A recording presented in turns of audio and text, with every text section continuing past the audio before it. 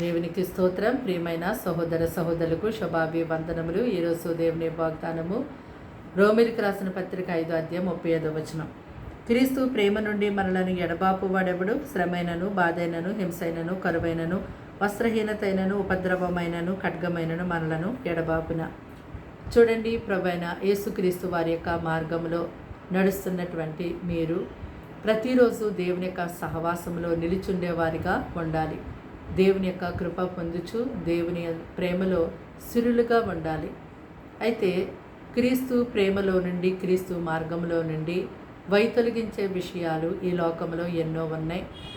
మరి మనుషుల ద్వారా కానివ్వండి, పరిస్థితుల ద్వారా కానివ్వండి, ఏదో ఒక విధంగా సాతాను దేవుని యొక్క మార్గంలో నుంచి తొలగించాలని ప్రతిరోజు మన వెనక ఎంతగానో వాడు దాడి చేస్తూనే ఉంటాడు.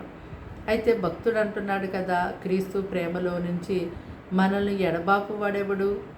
మరి క్రీస్తు మార్గములో నుంచి నిన్ను తొలగించేది నీకు కలుగుతున్నటువంటి కరువ, లేకపోతే వస్త్రహీనత, ఖడ్గమ, అది హింస, బాధ, ఏది నిన్ను ఎడబాపుతుంది? ఒక్కసారి పరిశీలన చేసుకునే వారిగా ఉండాలి. మరి ప్రభు మార్గంలో నుంచి నిన్ను తొలగించే విషయాలు ఎన్నెన్నో ప్రతిరోజు నీకు ఎదురవుతూ ఉంటాయి. ఎందరెందరో నీ యొక్క విశ్వాసాన్ని భ్రష్టు పట్టించేవారు ఎందరో ఎదురవుతుంటారు. కానీ వాటి వైపు మనం చూడకుండా ప్రభు వైపు చూస్తూ, ప్రభు యందు విశ్వాసం ఉంచి, ప్రభు యొక్క వాక్యాన్ని మనము అంగీకరించి ఎంతో దేవుని యొక్క వాక్యానికి లోబడి జీవించేవారిగా ఉండాలి. కనుక క్రీస్తు ప్రేమలో నుంచి మిమ్మల్ని దూరపరచడానికి, నీకెదురవుతున్న ప్రతి పరిస్థితి నుండి విడిపించడానికి, తప్పించడానికి ప్రభు సమర్థుడు. కనుక ఆయన వైపు తిరిగి ప్రార్థన చెయ్యి. దేవుడెంతో గొప్పగా తన బాహువుని చాపి నిన్ను ఎంతో ఆ యొక్క సాతాను గురుల నుంచి నిన్ను తప్పిస్తారు. పడిపోకుండా, క్రీస్తుని విడిచి తిరగకుండా, క్రీస్తుకి దూరం అవ్వకుండా దేవాది దేవుడు ఎంతో గొప్పగా ఆయన సజీవమైన రెక్కల కింద నిన్ను క్షేమంగా భద్రపరుస్తారు.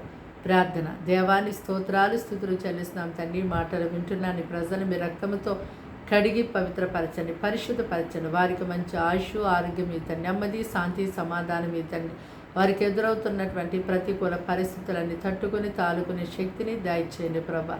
ఇదిగో తండ్రి, నీ అందు ఎవరైతే విశ్వాసం ఉంచుతారో వారన్నిటినీ ప్రభా అయ్యా సిగ్గుపడనివ్వవు కనుక నీ ప్రజలు మీరే కాచి కాపాడి దీవించమని సమస్తము నీకు అప్పగిస్తూ యేసు పరిశుద్ధ నామములో ప్రార్థన సమర్పించి వేడుకుంటున్నాం తండ్రి.